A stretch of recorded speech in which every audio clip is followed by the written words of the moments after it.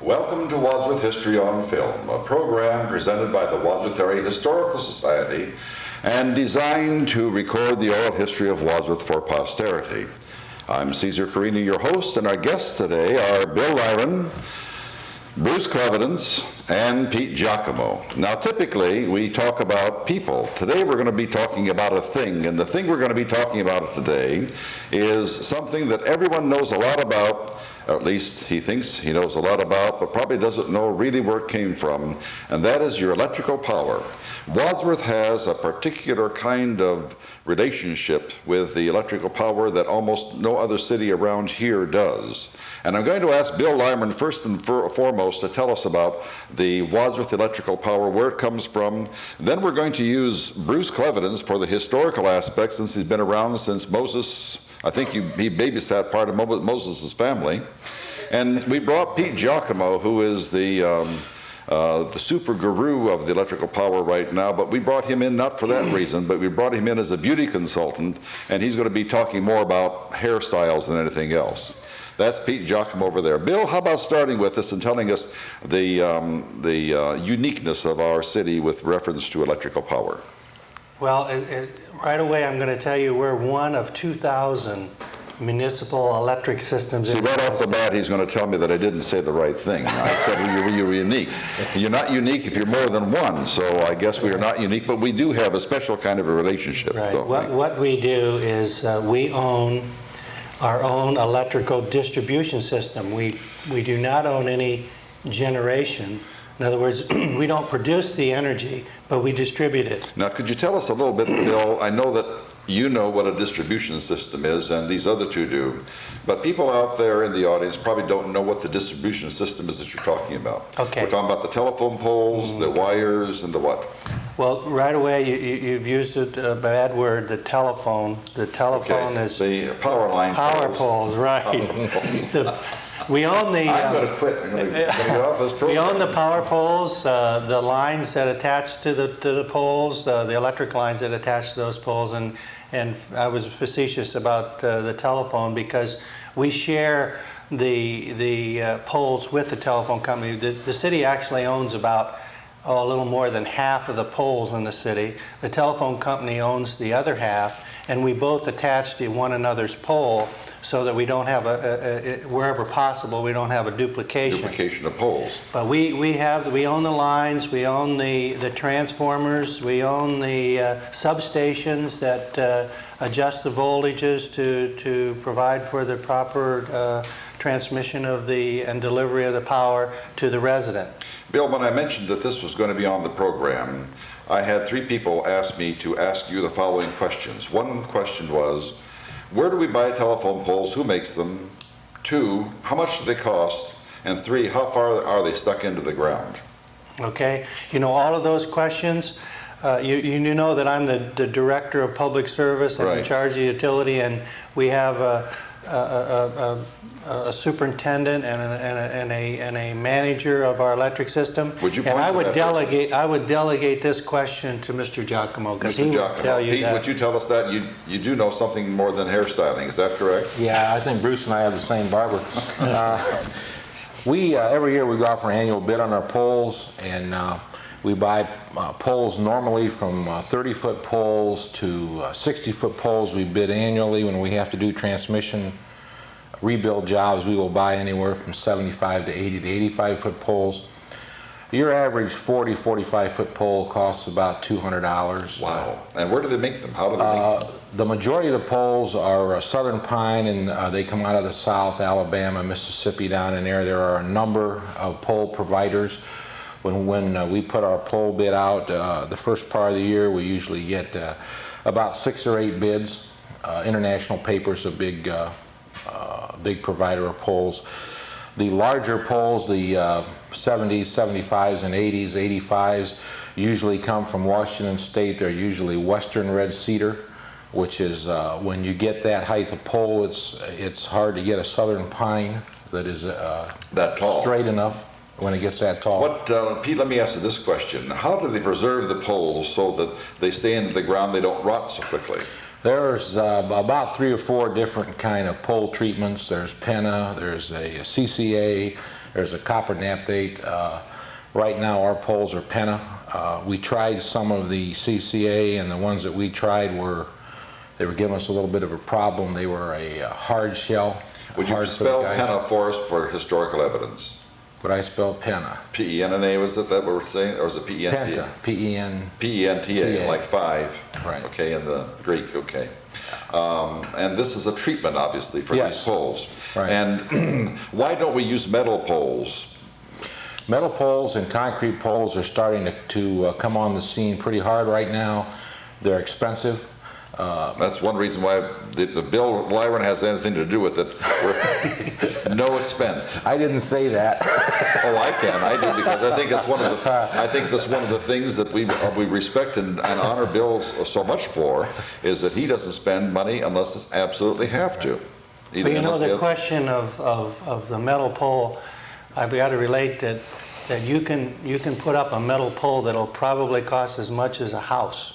Really? They are very, very expensive. Oh, boy. And some of the larger poles, you can get into $40,000. Oh dear, I can see in why a single pole. Oh boy. And so when we talk about expense, Pete said that he could buy a 45-foot pole for $200. Of course, that's not the same size pole I'm talking about when I'm talking about 40,000. But if you turn that into a metal pole, that would be very expensive. That's a lot of hot dogs to sell to get that. Pete, go ahead. You started out very well there, and a 40-foot pole is usually set 6 foot in the ground. 6 feet in the ground. And then for every 5 foot of pole that you go up, you go an additional 6 foot of depth.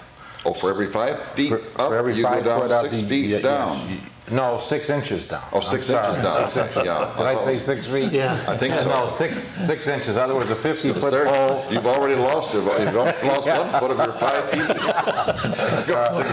We get shorter. A 50-foot pole is set 7 foot in the ground, a 68-foot in the ground. And one of the hardest things is that when we're rebuilding the transmission line with the 80 and 85-foot poles is that they usually come in by rail.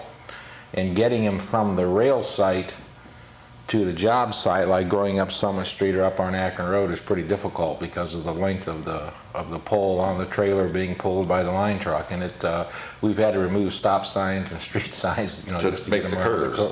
What you ought to do is get a bunch of high school kids out there, and they take those things up in a hurry. They'd be happy to do so, and they can make those.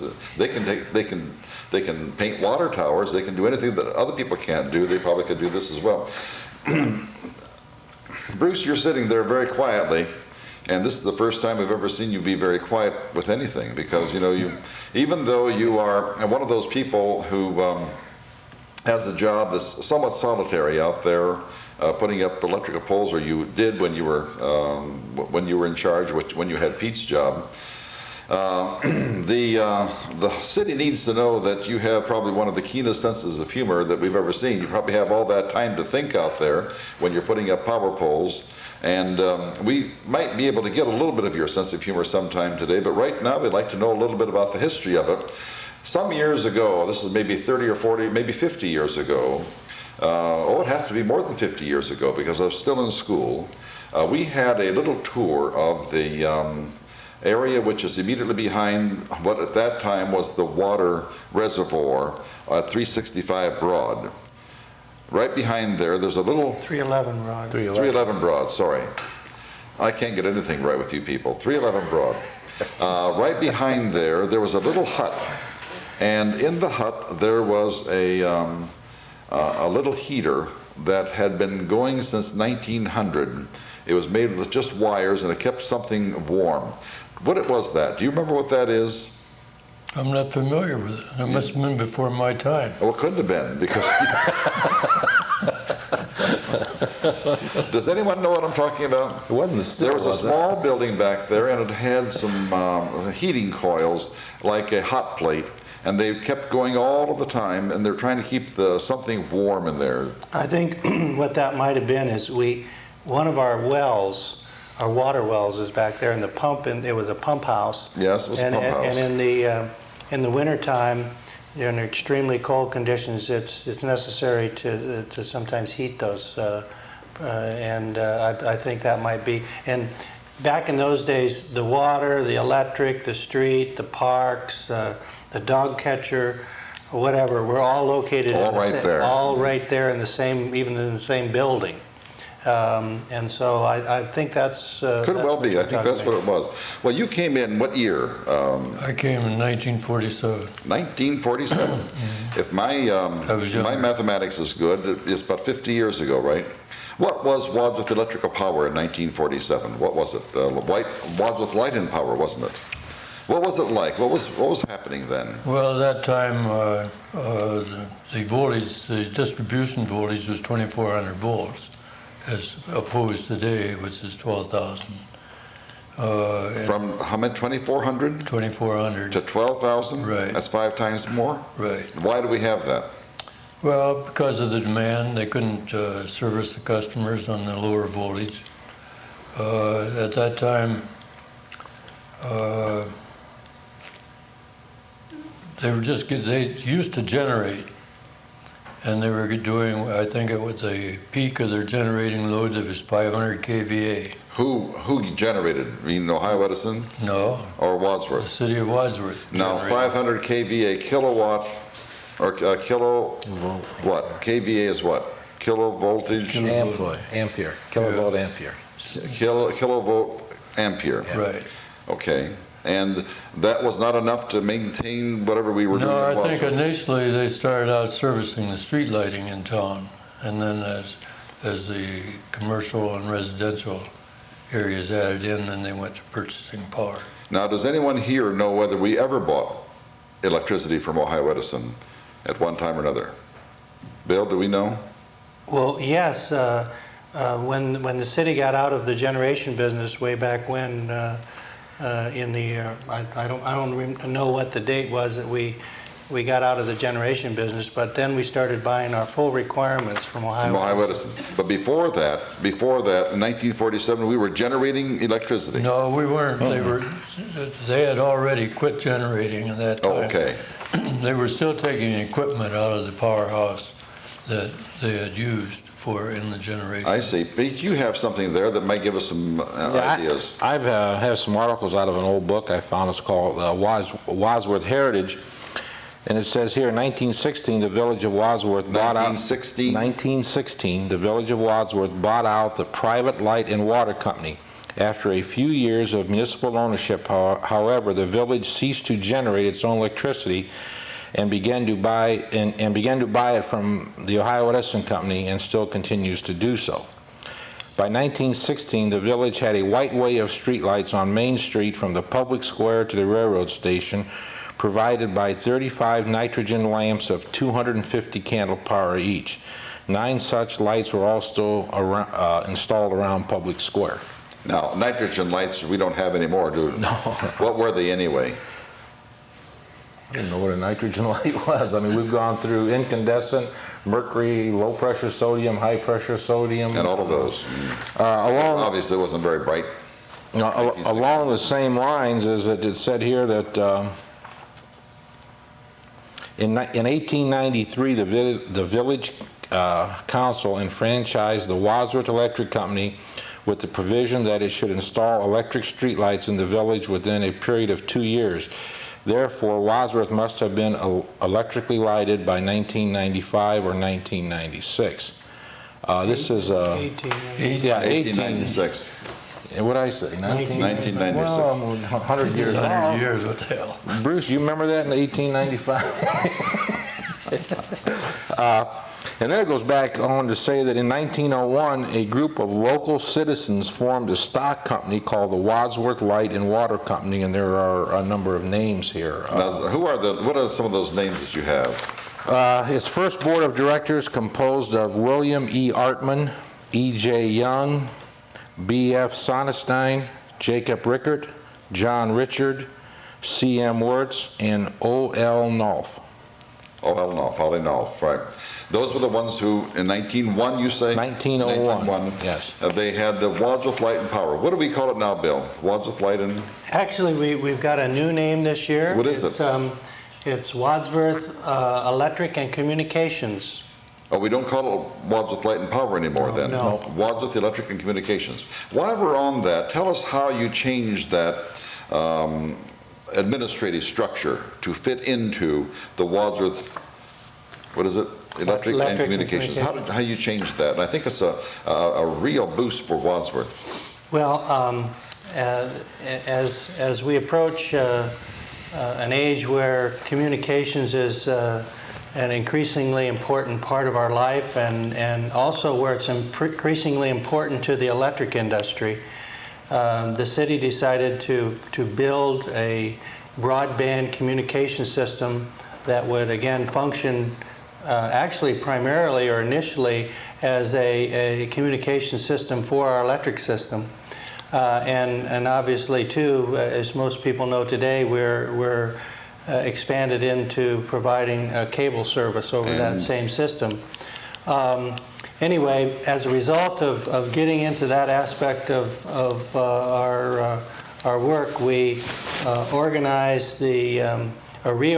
somewhat the electric department and the electric division to be responsible for the communication function, the fiber, the building and operating and maintaining of our fiber optic network, and again our broadband, our whole broadband communication system. So Mr. Giacomo now is, instead of just the head of the electric function, also heads up the communications function. The whole thing. The whole thing, and he has a department that has a second division in it, a communications division. And who heads that up? Well, Larry Rusnick is the superintendent of that section, but Larry reports to Pete. We have also a superintendent in the electric division that Gene Post is. Gene Post is doing that. Which you've had from time to time, I think, on this program, or at least on some programs. Some programs, not this one yet. Not this one yet. Anyway, that organization or that division or department of our city has certainly grown tremendously over the years. You know, you might ask Bruce how many employees were in the electric division when he was involved in what we have today. Well, that's one of the questions I was going to ask Bruce, and then if you can hold that thought for a second, because it's going to dovetail right into that. Bruce, 1948 when you came, 1947 when you came, there was you and who else? I think there was six Altogether. people. Who were they? Mr. Williams was superintendent. Ralph Shepard was line foreman. Which is Mr. Williams' first name? Harley. Harley Williams. They call him Shorty. Shorty Williams. I was hoping that you would say that because I didn't know that Harley was his first name. Most people would know him by that. I didn't know his name was Harley. Actually, he was Shorty Williams. Then who else? There was Clayton Lotzenheiser. And Clayton retired not too long ago. Right. Let's spell Lotzenheiser for the sake of historical evidence here. L-A-U-T. E-N-H-E-I-S-E-R. Right. That's pretty close, isn't it? Lotzenheiser. And he worked in the electrical. Now there's another relationship there. His wife Janet has been, probably one of the longest termed persons, one of the longest tenured persons in the city now. And she works as a person who receives the money in the light and power, or the electrical office. Communications. Utility office, actually. Utility office, right. And Janet started working there when she was in high school. I'm not going to say how old she is, but we all do know, because I remember her when she was in high school, but she has been a mainstay in that, and just a tremendously wonderful person. We're going to try to get her on the program. I don't know if we're going to be able to or not, because I'd like to interview her. She'd be very good to interview on this, because she probably knows everybody's name in town, because she's been so heavily involved. We're up to Clayton Lotzenheiser, you, and Shorty Williams, and who else? I can't remember off. Well, it'll come to you, and we'll just pick that up a little bit later on. Who else? Do you remember anybody else? Clarence wasn't there. Clay Stormer was in meter department. Right, Stormer. Harry Stipes was head of the electric meter department. And that's pretty close to Now then, What was the vehicle, or how many vehicles did you have? The electric department had 3 vehicles. They had a line truck. Which was, what, a gray truck, wasn't it? Well, it was orange. Orange truck? Right. And they had a ladder truck that you cranked up by hand. Cranked by hand. And they had, the superintendent had a pickup truck. Okay. Now, it's 3 o'clock in the morning, and a bolt of lightning hits the transformer. We called you immediately, and you come right on out that night? Yes, Even at that time? yes. Even at that time. With 6 people, you were able to take care of the entire community, irrespective of when it happened, because it was a 24-hour-a-day job, is that correct? Yes, it was. 24-hour-a-day job. We did have a lot more outages than we have now, because there have been some technologies which have permitted you to come back online immediately. Is that correct? Right, well, we didn't have the reliability then because there was only one substation. Where was the substation at that time? Substation was at the powerhouse At the location. powerhouse. Now how many substations do we have, Pete? I think 5. we have 5. 5, and how many more are we going to have according to today's paper? Well, we came up with a 5-year or 3 to 5 year program last night. We plan on adding 2 more distribution substations, converting one of our existing substations, plus adding a new second delivery point, which we call a switching station. Which means that we will have now 7. Had 1 when you were there, 7. Now, when did you become, Bruce, when did you become the chief honcho of the electric department? I think it was 1953, after Mr. Williams passed away. He passed away, Shorty Williams passed away in the very early 50s. And what was your training for that? Well, the training I had at that time was minimal, because the service director, Frank Randall, called me in and asked me to fill in until they could find someone else. And about 6 months later, he called me down and he said, "I want you to meet the new superintendent." And I sat there a while and I said, "Where is he?" And he said, "You're it." That's great. That's the first time that anyone duped you. Of course, you've done it 1,000 times to other people. That's wonderful. That's great. Let's go back to dovetail this into how many people we have now, and Pete, how many people we have now, and how many vehicles, and what has been the difference between the technology in 1947 and 1997, 50 years later? Right now, we have probably somewhere between 50 and 53 people, and the reason I say that is that we are continuing to hire people. We have a young man that's going to start at the end of the month. And trucks, I don't have an exact count on trucks, but we have a garage full. And Well, you have more trucks now than you probably have twice as many trucks now as you had people. Oh no, we probably have 4 or 5 times as many trucks. 4 or 5 times as many trucks as you had, and you have 30 trucks? No, I would say we probably have, counting the cars, the trucks, we would probably have somewhere 25 to 30 vehicles. Well, that is pretty close. I was going to say you have 5 times more trucks. How does it make you feel that they have 5 times more trucks now than they had people working when you were there? Well, there was times we were short on trucks too. You were short on trucks. But these vehicles, tell us also about the difference in the technology that you have to work with now. This is a constantly changing industry. Your relays change, your reclosers change, your regulators change. Your substation technology continues to change, continues to be upgraded. Where in the years past you saw a lot of porcelain insulators, now you see a lot of epoxy and polymer insulators. Your relays are set different, and you can set, I think they probably had the relays back when Bruce was there, but now they're a more sophisticated type relay that it senses more, it'll sense the voltage conversion, all of our substations are tied together through a SCADA system, which is a supervisory control and data acquisition, and that is at our office at 365 Broad Street. That is constantly monitoring all of our substations, so if there's a problem within the substation or a circuit on the substation, we immediately know it.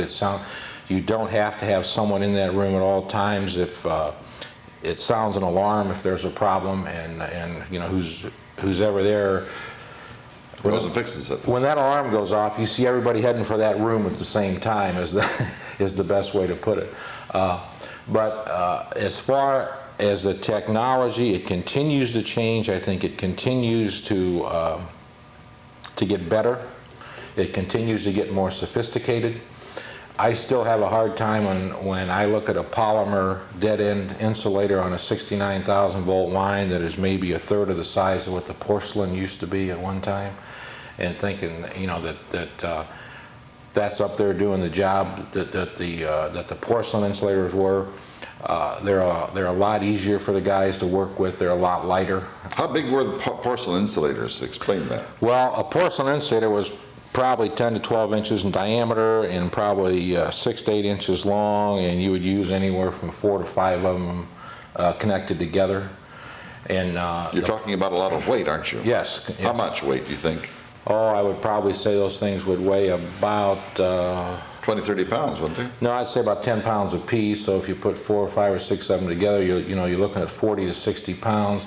These new polymer insulators maybe weigh about 8 pounds, 10 The whole pounds. thing, so that, Yeah, and they're probably about maybe 4 to 5 inches in diameter, one piece. and that's a lot easier to a lot work. easier. Yeah. I'm going to give you an acronym here, and then I'll tell you what it is. And I want to see the reaction to a person like Bruce, who 50 years ago had never heard of this word. And then I'm going to watch the reaction in your eyes, Pete, and even in Bill's eyes here. That acronym is OSHA, Occupational Safety and what is it? Health Act, right? Bruce, you didn't react at all. You probably think to yourself, what's that? OSHA was in effect when I was still there. It was in effect later on, but was not in effect in 1947, was not there though. And when? 1947. Oh, no. No, no. Oh, no. What does OSHA do to you now, Pete and Bill? Go ahead, Bill. I don't think. Well, actually, the health or the safety requirements that are employed or applicable to municipal electric systems has taken on an ever increasing part of our life.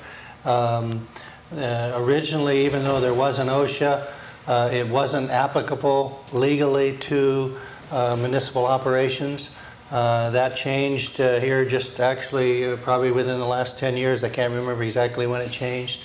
So now, you know, we have a number of requirements that we're involved with municipal operations.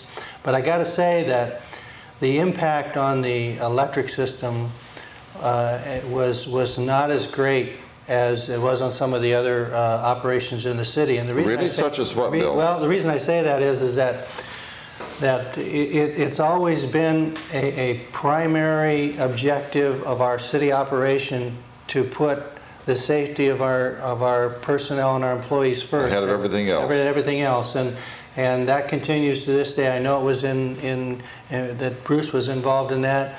We're having, today we have regular safety meetings where we're constantly looking at the safety aspects of what we do. Another thing that people sometimes don't understand, they'll see a crew out on the street and they'll see this man standing there doing nothing. Well, really what that man is in charge of is the safety of those people that are up on the pole or in the bucket or whatever.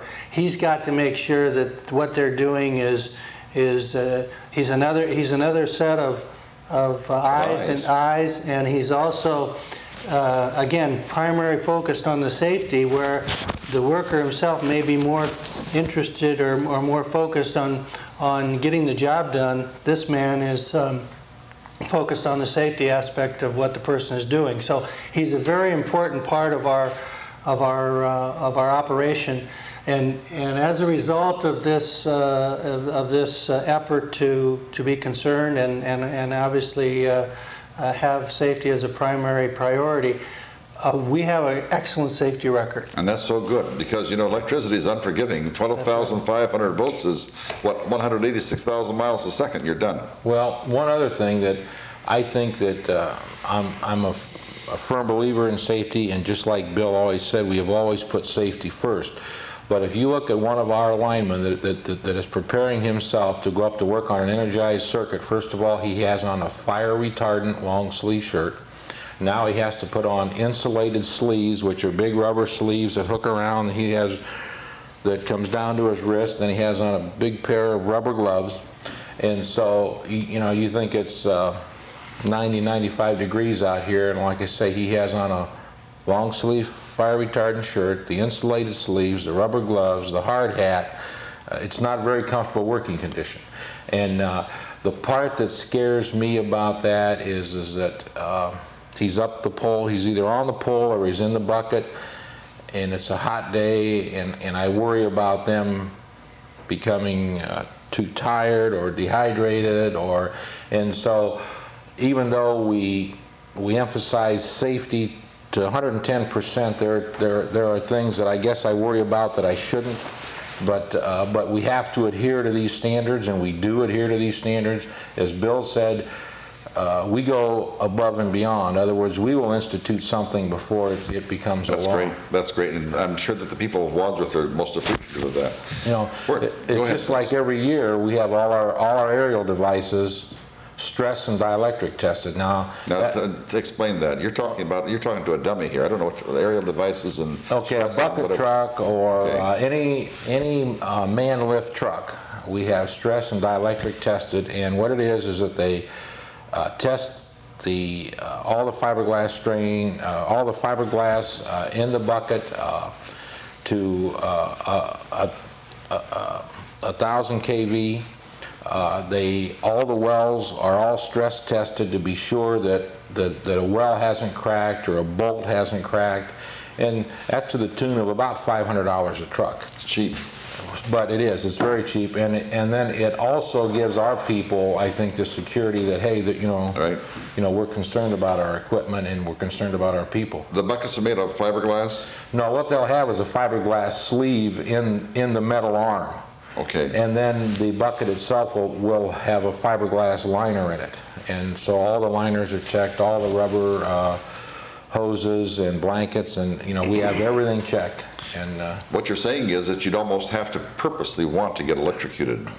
Well, but it can't happen. Yeah, we have I don't know if I want to say purposely or use the word purposely. I think that we stress enough. The first thing every Monday morning we have a safety meeting, and that safety meeting may last 2 minutes. It may last 20 minutes. It depends on.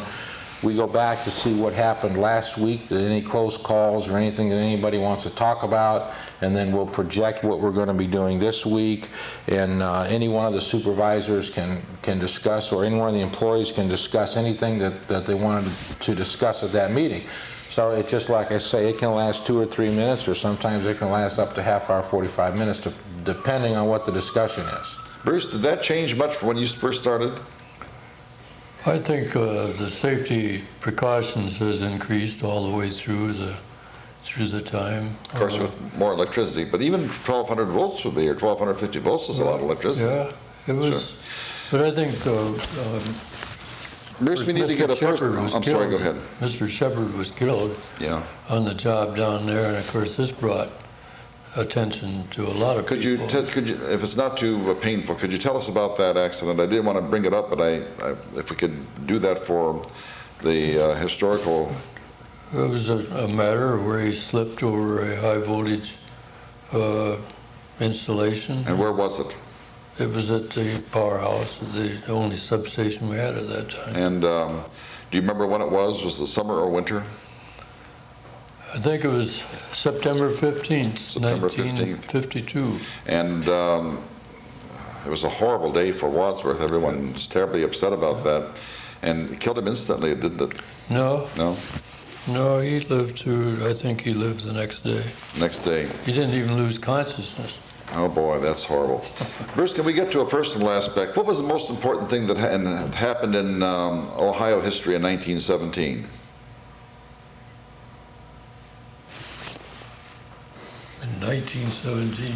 I know what it was, and I wasn't even around. What was it, Pete? Bruce Clevidence was born. Bruce Clevidence was born, that's right. No, my folks was just thinking about it.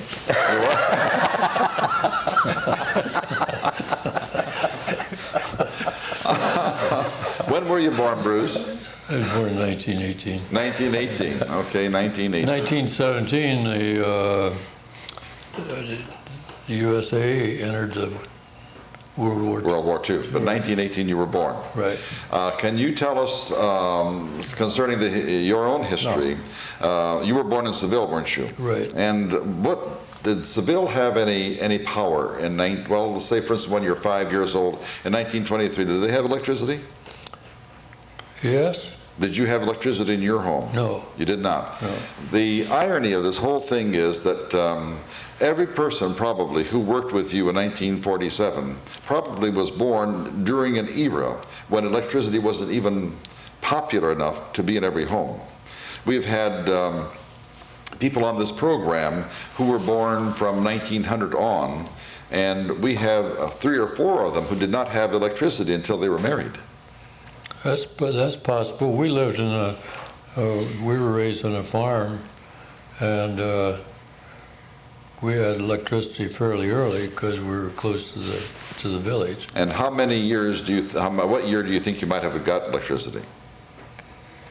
Probably 1927. 1927, 20 years before you started as a electrical person. Right. The first years that you had electricity, what was probably the only way that you used it? Primarily lights. For a light. Yeah. You didn't have any other kinds of No. engines. Now, Bill, you're an astute person on this one. I'm going to ask you this question. When I was 18 or 17 years old, and I was a senior in high school, the physics professor, Jake Fretz, said, as we look out over this classroom, there are 40 of us in the classroom, I can tell you that you have 100 motors in your house because every person here has at least 2.5 motors for every person alive. How many motors would you guess now are in people's homes on an average? Well, if you're counting all the appliances. All the appliances. All the appliances and everything, it probably conservatively 15 to 20. Well, I think that the last number I saw was something closer to 35 to 50. Really?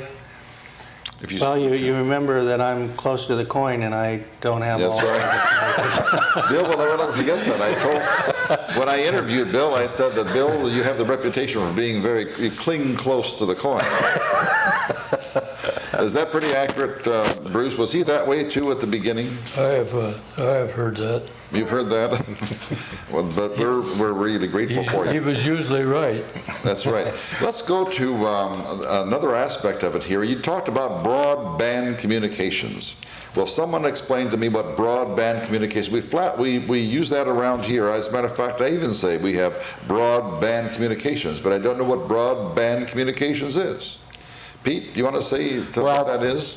Broadband communications, it's a catch-all word for, I mean, there's fiber optics, there's cable vision, television, security systems. Telephones? Yeah, didn't I say telephones? No, not yet. Telephones, I mean, you can go on and on and on. I mean, when you say broadband, broadband that's means exactly okay. what it is. Each of these devices uses a portion of the bandwidth that's Right. available in the system. So to have a broadband means you have A lot of capacity to do all of these functions on the same system, on the same wire, on the same fiber network. Now, when I was at the university, they brought in fiber optics to my office. And on this little wire, which looked like a piece of, I don't know, plastic, something that a little kid would just play with. I thought you were going to say human hair and make a joke of it. I didn't have enough evidence around here in the first two people to find out that there was any human hair.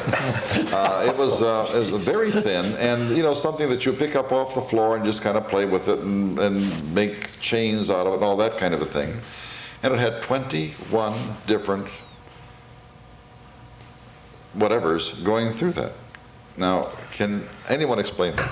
Right now, our fiber backbone around the city is a 36 fiber loop. It has, there are 6 buffer tubes with 6 Now, fibers. come on, Pete. The buffer tubes. Tell us Okay, a what- buffer tube is a little round plastic tube. Okay. That in that tube there are 6 individual fiber strands. Okay, and how big are those fiber strands?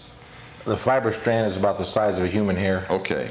And then in the larger jacket, those 6 tubes are housed in one larger jacket that might be maybe 3/4 of an inch in diameter. So we have 6 wee little ones that go into a thing that's about that big around, is that right? That's No, that go into a buffer tube that is maybe the size of a little bit smaller than a pencil, and then those 6 pencil-sized tubes go into one jacketed tube.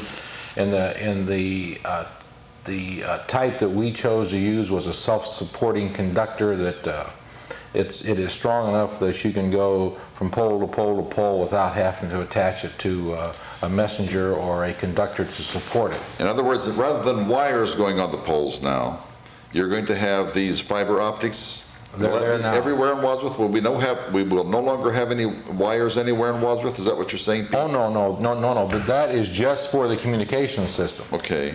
I mean, you're going to always have your electric conductors there. For electricity for and lights electricity, and motors and things like that. Right. The fiber is just for the broadband communication of it, and then what we do is that we have the 13-mile loop around the city, and then the city is divided into 16 nodes, and we will take fiber optics into each node, and then we take coaxial cable from the node to the house. In other words, when you finally eventually come down my street, which is probably the last one in the world. You're about the 2,000th person that told me so far this year that they're going to be the last one in the That's world. right, that's right. When you finally come in there, what are you going to do? You're going to attach one of those little wires, is that right, to me? No, we're going to attach a piece of coaxial cable from either the pole in front of your house, if you're in an overhead, in your particular case, you're in an overhead area. No, I'm in underground. Okay, well, but the line down the street in front of your that's house right. is overhead. Yeah. Okay, we will probably come underground into your house, and we will bury one coaxial cable from that pole into your house. You have to make a trench then? Yes, we will make a You trench. can't put it through the same one, even though it's 4 inches in diameter? No, we cannot put it in the same one, and we will put that in a smaller conduit, and eventually we want to get into everyone's home, so we not only can provide them with Cablevision, but we can do remote meter reading, we can do demand control. If sometime in the future we want to get into an alarm type system or security system, it can all be handled over this one coaxial cable. Now the coaxial cable is fed by a fiber optic cable. Okay. If I could just say one thing. First of all, fiber optics, the fibers are glass. They're nothing. They're glass tubes. That's what I thought they looked like. Right. And the signal or the communication medium is the glass. The signal is light. And so the communication travels at the speed of light. 186,000 miles per second. Very, very fast. Today, That's faster than Bruce can run. That's good. in the future, there may be a need to put a fiber in right to the home. But if you consider the fiber as a highway, that's the interstate highway, and the feeder roads and what have you are the coaxial cable presently. And presently we look at it that there isn't any reason to build an off-ramp to the highway into your house unless you've got a very, very big need for that kind of capacity, which you presently don't have. And the other facet is it's expensive to communicate on the fiber network and directly into the home. In other words, the devices that may be function the computer. So it's a matter of economics and it's a matter of need both. We really don't need that capacity right to the home yet.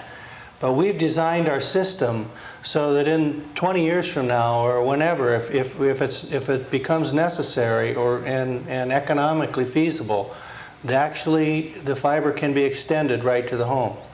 And so I wanted to point out that this is a system that needs to be able to accommodate future needs and things that we don't even know about. We don't know all of the things that are going to be used. Right, but you're going to be on the fiber system. on top of it. That's right. Particularly Pete's there. I mean, That's right. And you. No, I plan on joining Bruce and doing some house cleaning in maybe the next few years. Or Before we, you're not going to get, not until you have answer a couple of these questions, Pete. We now have a few minutes left, but I want to get three more major things taken care of. And I'd like to go with Bruce and tell us a little bit about, since this is a historical program, tell us a little bit about where you were born. We know you were born in 18.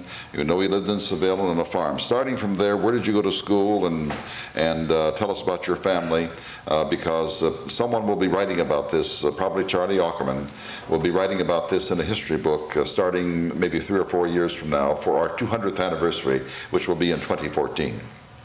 Where were you? Tell us a little bit about your background. Well, I was born in Seville, 1918. Was raised How on about your date of birth? my Your date, date of birth. January 20th, 1918. January 20th, 1918. See, I remembered that. Yeah. Was raised on a farm, went to Seville High School, graduated in 1924. So it only took me 6 years.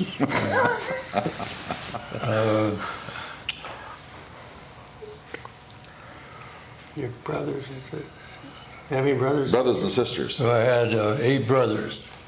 No sisters. No sisters. My dad said it wasn't a fit place to raise a girl anyway.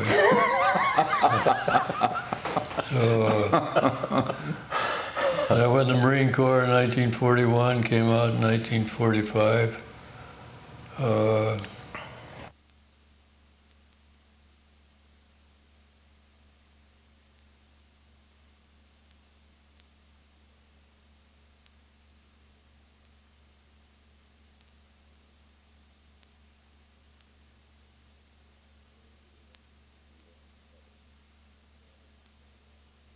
I married Eva Eva Clevidence. 29 years ago. Nobody thought that would last. Eva's a sweetheart. She's an absolutely wonderful person. She works for the city too. Right.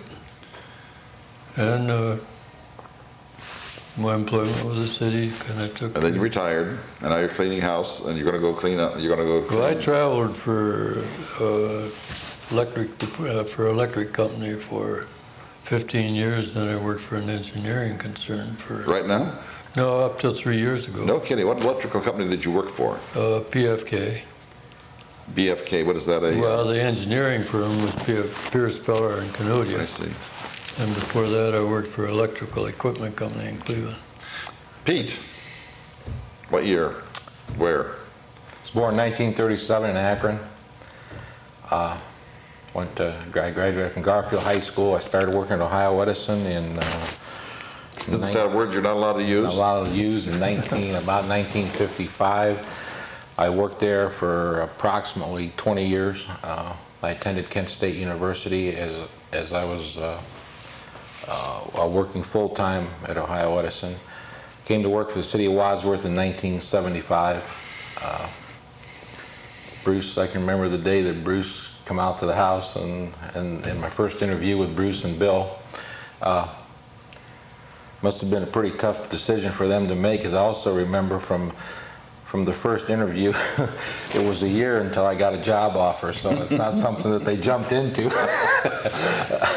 I've been married for, 39 years. I have 4 children, 4 married. Who did you marry? A lovely, lovely person. Who is that? Sandy Edwards. We went to high school together, and we got married shortly after high school, and have 4 married children, 7 grandchildren. Okay. And it's been enjoyable. And you live in Wadsworth yet? Yes. Where? When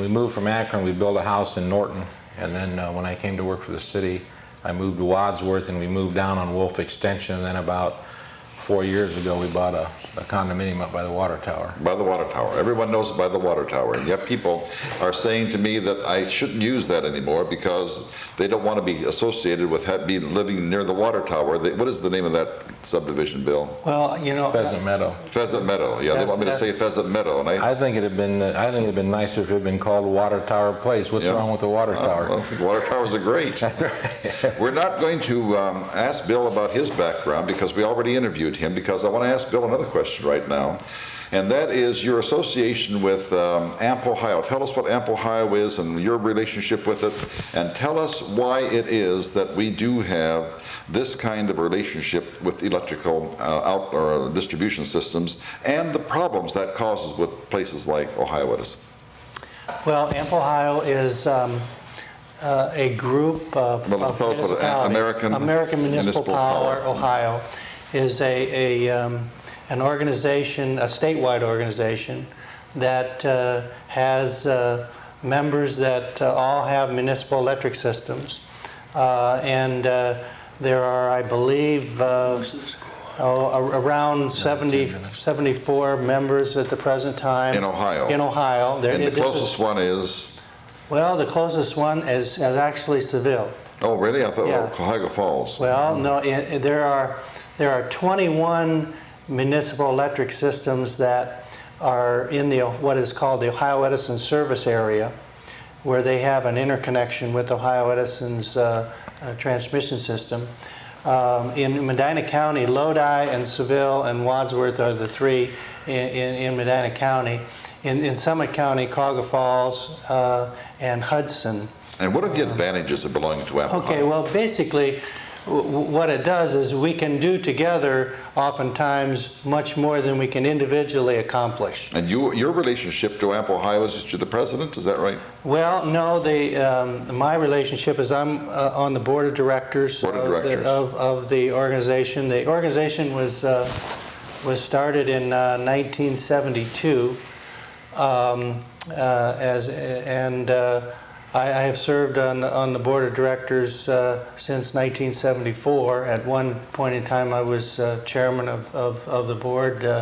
I took my turn in that capacity, but presently am treasurer of AMP Ohio. They aren't going to spend any money, I'll tell you. The budget that AMP Ohio has, I think last year was $128 million. And they are responsible for a lot of things, but a major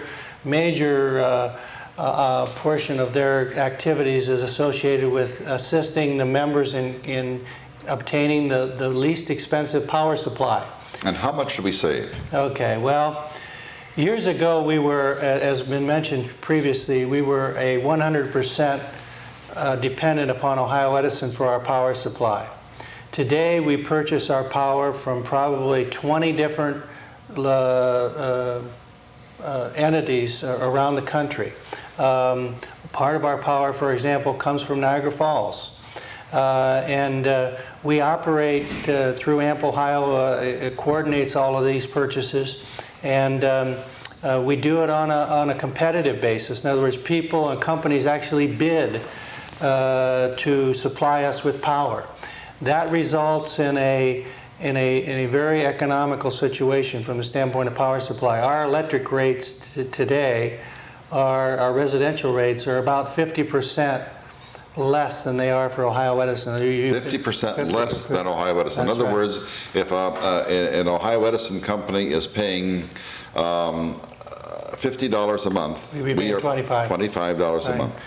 A couple years ago, what we did is we looked at the savings on a community-wide basis, and in that particular year, I think it was 1994, the difference in rates was $5 million. In other words, there were $5 million more in disposable income that we had because we lived in Wadsworth, as opposed to living in Medina or Barberton or anywhere, even in some places of the township. Our system doesn't cover 100% of the township, but only portions of the township. Well, Bill, that means then that even though we are saving some money, there are some problems in terms of this private enterprise thing. How do you address those?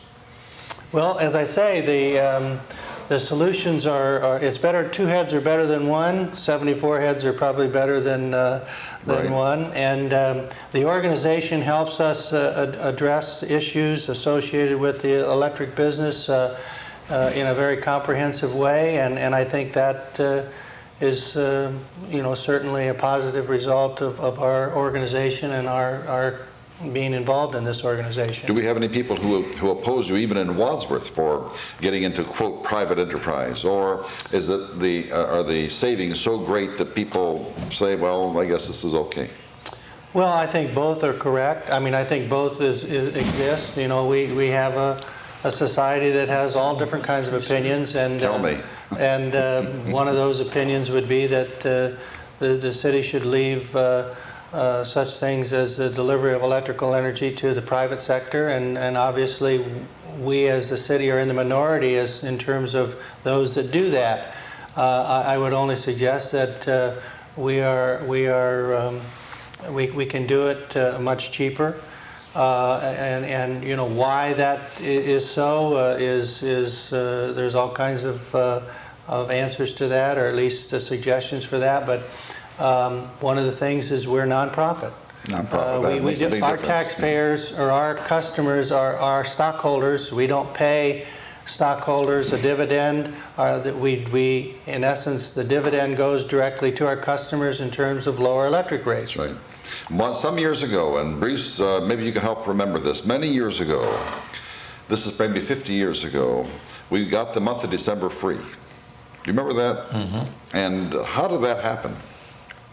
Well, I think that at that time, and that only lasted a short time when I was here. 5 or 10 years, wasn't it? Well, but after I came here, I think it was only like about a year. Is that right? The city at that time, and they still do as far as I know, gave a lot of free service, such as street lighting. Okay, we get free street lighting. What about schools? Do schools have to pay? At that time, I think the schools were free. They pay now a little bit. Yeah, they pay some. Who else gets free electricity? Quote, I mean, it's not free, but I mean, who else gets electricity? I can answer that, Caesar. The street lighting, cost of street lighting is provided for in our electric system. You know, there really isn't any free lunch. No, of course not. It's just that even though you pay 50% less on the residential side in your electric rates, it's still enough to support these services that aren't charged. We have all our public buildings are lighted, and the electrical energy uses are free. The Steiner Youth Center, the City Hall, the fire station, the senior center, the water and wastewater treatment plants. It's all free. Are all provided at no out-of-pocket cost to those entities. I think last year, and I don't remember the numbers, maybe Pete has. Pete, you have them there, you have a book. Yeah, I've got this is our annual report from last year. Every year, Bill asks each department to come up with an annual report, and one of the statements in the annual report is that last year we had 1,804 street lights in the city, and if we were to lease these lights from our competitor, it would cost us over $300,000 a year just for the energy for these over 1,800 lights. So as you can see right there, that's a tremendous. And you see in the city of Medina, where they have to pay for their streetlights, that $300,000 would come from the general fund, which would be the taxes that those people pay, to income taxes or whatever. And our general fund is forgiven that cost is taken from our electric department, and again, it's part of our electric bill. This is so interesting, and there's so many things to hear, but we are unfortunately at the end of the hour. One of the things, you know, Bruce, we kid you a lot, and one of the reasons that you are the legacy in Wadsworth is that you have been the progenitor of so many hundreds and hundreds of wonderful, wonderful jokes, and you have such a good sense of humor that everyone just absolutely admires you for that. Strange that it would come out of the electric department, a person whom we never regard as being, you know, the public relations, and yet you have done so much for public relations just because you're Bruce Clevidence. And Pete, you know, the fact that you are on that cutting edge right now, helping Wadsworth and helping with the broadband communication, helping all of these entities which are so very important to our beneficence here.